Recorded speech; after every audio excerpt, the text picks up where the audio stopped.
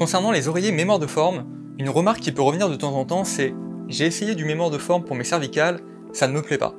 Trop ferme, pas confortable ». Toutefois, il y a le bon et le mauvais mémoire de forme. Le premier critère qui va être important de regarder pour savoir si le mémoire de forme est de bonne qualité, c'est de voir s'il est bien composé à 100% de mémoire de forme. On a par exemple pris cet oreiller qu'on a acheté dans une grande marketplace, où on peut voir écrit donc sur l'étiquette en gros oreiller mémoire de forme. Et c'est un petit peu le problème aujourd'hui, c'est qu'on peut avoir l'appellation mémoire de forme, même si l'oreiller est composé de matière mémoire de forme et mélangé avec d'autres fibres synthétiques. Donc ça peut porter un petit peu à confusion.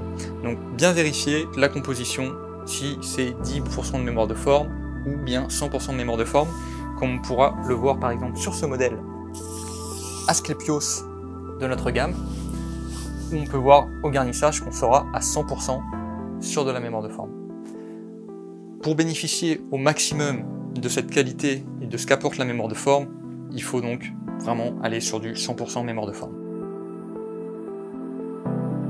Le deuxième critère va être de voir si on est sur un garnissage en flocon, comme celui-ci, ou si on est sur un garnissage en bloc.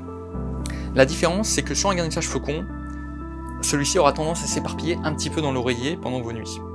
Cela peut donc entraîner des manques de maintien à certains endroits de votre nuque.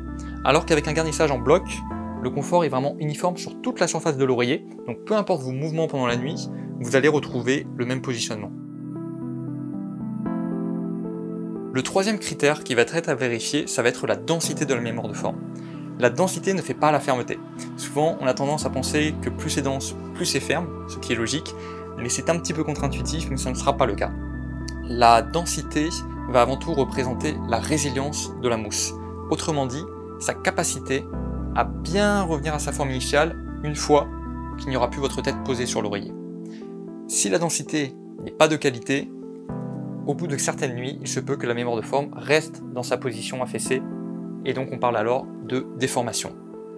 Autre point que va amener la densité, c'est qu'elle va mieux épouser le rachis cervical pour éviter tous les éventuels points de pression. Donc pour bénéficier d'une bonne densité, il faut compter au minimum 45 kg au mètre cube.